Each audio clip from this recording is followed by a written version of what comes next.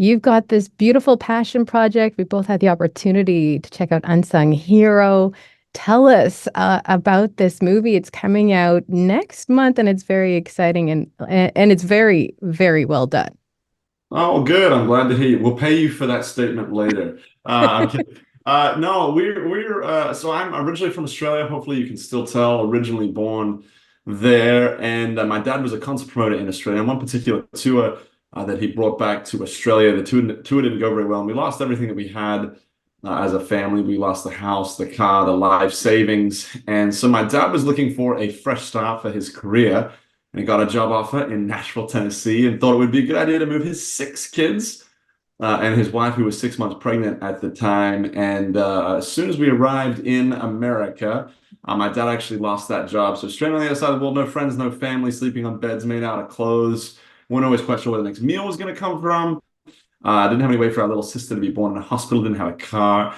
And I've told some semblance of that story at pretty much every Fakian country show for the last 11, 12 years. And I've had a lot of people come up and say, man, Luke, you should write a book. And the truth is I was homeschooled, so I don't read or write very well. And so we thought, maybe we write and make a movie instead, which I don't know which is easier, by the way, but made a movie instead. And our hope is I believe in the power of family. I think family is more important and more powerful today than it ever has been in the history of the world, but yet we do not value it as such. And so Mother Teresa has a wonderful quote where she says, if you want to change the world, go home and love your family. And that's kind of the synopsis and the thesis and the purpose behind the film.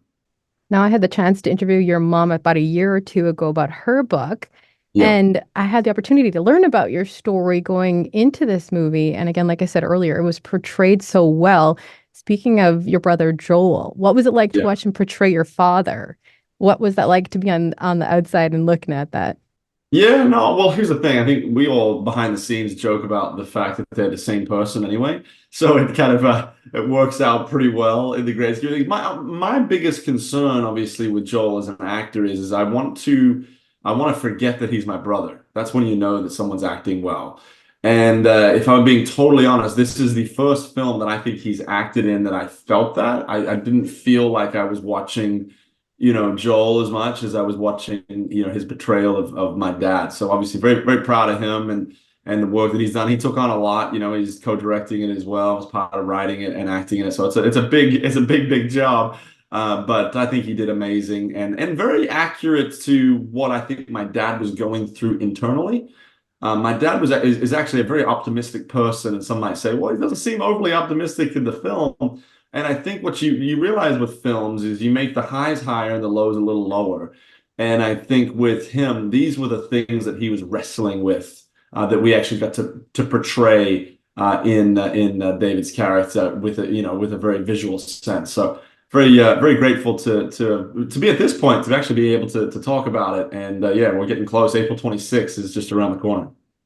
So exciting. I would love to know, why is it so important, in your own opinion, to showcase your family story? Yeah, yeah. I mean, look, I think that we have to have families and stories about families up on a silver screen. My family is nothing special. My family is just a family. There's all sorts of, I think, different families around the world that would warrant a movie, would warrant a fantastic. And in my case, I think they actually should be a part of telling those stories. My family is it's like any other family. It's got its problems. We illustrate those in the film. But what I have seen is when you're honest about where you come from and you're honest about your stories, people start to put themselves into your story. And I think people start asking themselves, what if I could have the courage of, in this case, my mother in the film? And we've had a lot of fathers say, hey, I want to learn from your dad's, mistakes. I want to be a better dad. I think for a lot of children who watch the film, they're going to say, hey, I can do extraordinary things. Why can't I go? I mean, I literally, it sounds crazy because I've got 4 kids myself. I learned to mow lawns at 5 years old. And there's just no we limit children these days. We don't actually blow the lid off and say you can do all sorts of extraordinary things. We say things which aren't really even true, like you can be anything you want.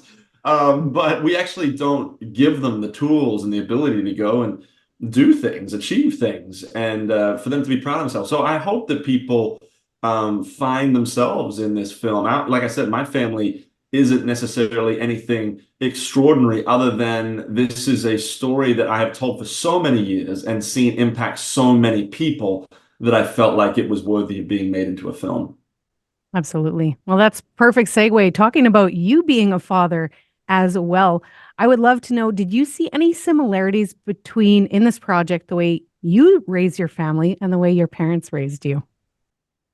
I mean, I hope so. I mean, you have to ask my parents or maybe Ashley, who's on here as well, if there's any similarities. Like the greatest title I've ever been given in life is father. And people would say, wouldn't it be husband? And the truth is, I don't get to be a father without my wife. So that title of father is just as much including my wife in the scenario. And look, I think it's the most important job I'm given. And so. Yeah, I can be tough on my kids. I have high expectations. I believe in who they are as people. I believe in their talents, and but I love them. I'm there to help shepherd them through life. I've said to Courtney, recently, my wife, I said, I'm happy with where the kids are at. They're all heading in a great direction. That doesn't mean that inside that direction, there's not some pitfalls and some valleys and some struggles, but they're all heading in a good direction. And yeah, I like one of my favorite things that my mom used to say to me when I was growing up that I've tried to teach my kids is she would say when we would walk through disappointment, whether or not we'd planned to go to that friend's house or that baseball game was planned and it rained or whatever. And she used to say, Luke, are you disappointed? And I said, yeah, I'm disappointed. And she said, it's good to learn how to overcome disappointment. And it's those types of things. We've got to figure out a way to make our families fortified. And when you think of a fortress is designed to take on heat. It's designed to take on cannons. It's designed to take on struggle. We've got to figure out a way for our families to become that. And so my hope would be that, yeah, and not the same way. My father-in-law many years ago said something I thought was interesting. He's like, man, the whole idea of marriage is you take two different families and you join them together and you take as individuals, you take the best and you try and leave the worst. And the hope is that your kids then will do the same with their spouses. And so that's my hope. I'm not doing it exactly the same way as mom and dad, but I've learned a lot from them.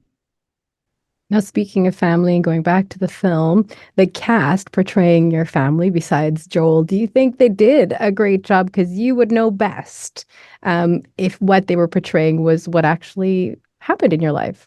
Yeah, yeah. Well, I was a part of picking those people, so hopefully the answer is yes.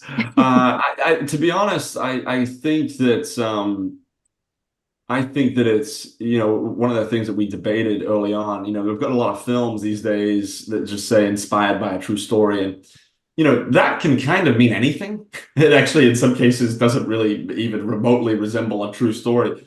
And what we went and did is we said, this is a true story because that's how accurate it is. Obviously, some of the speeches and some of the script writing and different things isn't exactly how we remembered mom saying it or dad saying it.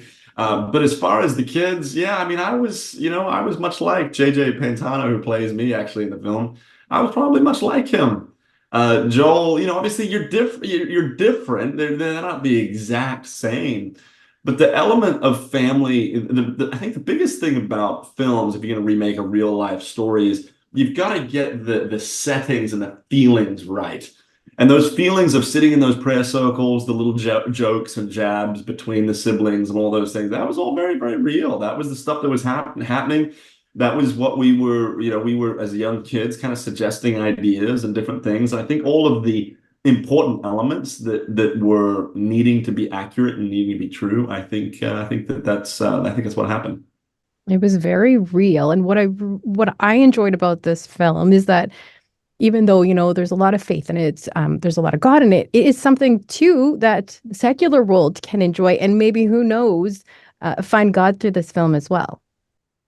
Yeah, I mean, look, I think that I mean I grew up in a Southern Baptist church, all right, and I remember getting prepared to go for a missions trip, and I had to go through like evangelical training or like evangelism training, and I remember thinking to myself, this is a little strange, because at the end of the day, our faith should just be on display. You don't, it's not a light switch. You don't turn it on one day and then turn it off. You just are.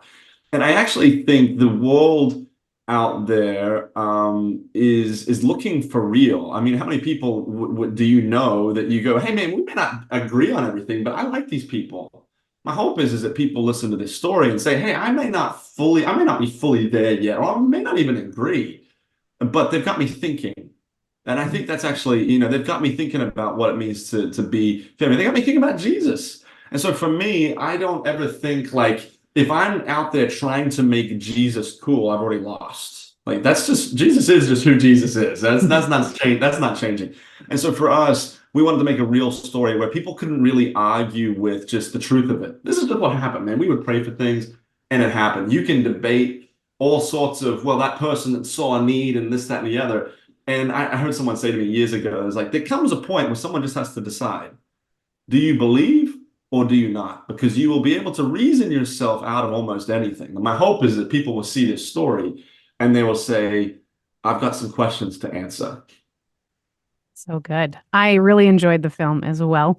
And you guys are known first and foremost for many as musicians. You Yeah. wrote a soundtrack to this great movie as well. I would love to know, what was it like working with Michael W. Smith, recreating that hit single Place in This World? Yeah, you know what? I joke. I was actually with him yesterday, and we were working on another, performance of it. It was like will be the first time we've ever performed it together, actually. Because in the studio, you get together and you're just throwing paint at the wall, and people can go in and do vocals, and he can play, and you're not really singing it together. And I said to Michael yesterday, I said, "Man, at the end of the day, I just did this song with you just for a reason to hang out. I mean, we just could work together, and then we get to. That's not totally true. No." Michael is he's one of the good guys. When you think through, Eugene Peterson's got a book called Along Obedience in the Same Direction, and he basically that sums up what it means to follow Jesus. Michael's doing that. And he's probably towards the end of the third quarter of his career in Christian music. And Christian music is interesting because it's the only genre of music that is a genre based off its lyric content. And you're held up on a pedestal, you're held up on this thing, but he's done it for decades. And he's done it well. He's done it with kindness, and he's done it with charm, and he's done it with transparency. And I think he's done it with integrity, first and foremost. And so for us just to learn from Michael, he is a insane musician. Joel and I, for the most part, I play drums and sing, but I'm not really like a musician's musician, but he is an unbelievable talent. And so just to be able to spend time with him, that song, I think it might be more important today than even when he wrote it. He actually wrote it about someone who sent him a letter that was struggling with mental health back then. But you got to think in the late 90s, in the early 80s, late 80s, early 90s, that wasn't something that people were talking about very much. Nowadays, we're talking about like there's an epidemic of people feeling worthless. It's an epidemic of people feeling not valued enough and that they don't know their place in this world. So my hope is I just said, guys, whether or not this was made 30 years ago or not, this is an unbelievable song for today. And we should remake it. And obviously honored to work with Michael on it. And he's becoming a great friend. He said, what did he say yesterday? He said, we could be like stepbrothers now. And I said, I'll take it. I love that. Speaking of singers as well, I love that Rebecca, your older sister, is really, shown in this film. I don't think I gave too much away by saying that. Oh, no, it's okay. Yeah. And we would love to know for people who are interested in checking out Unsung Hero, tell us all the details and how they can follow along. Yeah, so the film comes out April 26th. And look, we've been saying this, film is interesting because for the most part, you have to have people come to a theater in 3 days, 26, 27, 28. With music, you've got like 2 years of an album. You've got many singles. You've got a lot of moments to kind of push things. Film doesn't work that way. So one of the things I've just been saying is to people like yourselves, we actually need your help. This isn't something that we're just sitting there going, hey, if you could, by chance, think about maybe considering coming to the movie theater. It's like, look, we're never going to be the people that force any issue. But if you do think of it, we do need your help. We need you to be a part of I think that stories like this, when you're talking about family, when you have films, Hollywood is all just about the bottom line. We're about stories that change people. We're about stories that impact people. And when you think of Hollywood and family, who would have ever thought that they would support something like that? And my hope is that people say, man, this is just a theme that I believe in. I believe in the power of family. I believe that mothers and fathers are changing the trajectory of young children's lives for the rest of the world will be impacted by how those parents handle things.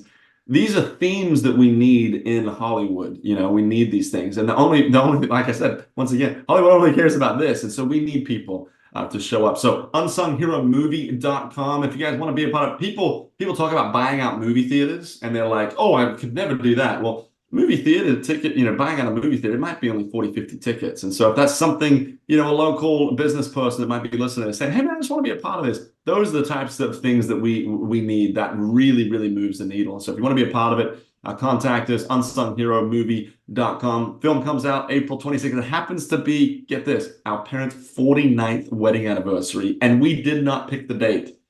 So it's quite a fascinating thing. That's really cool.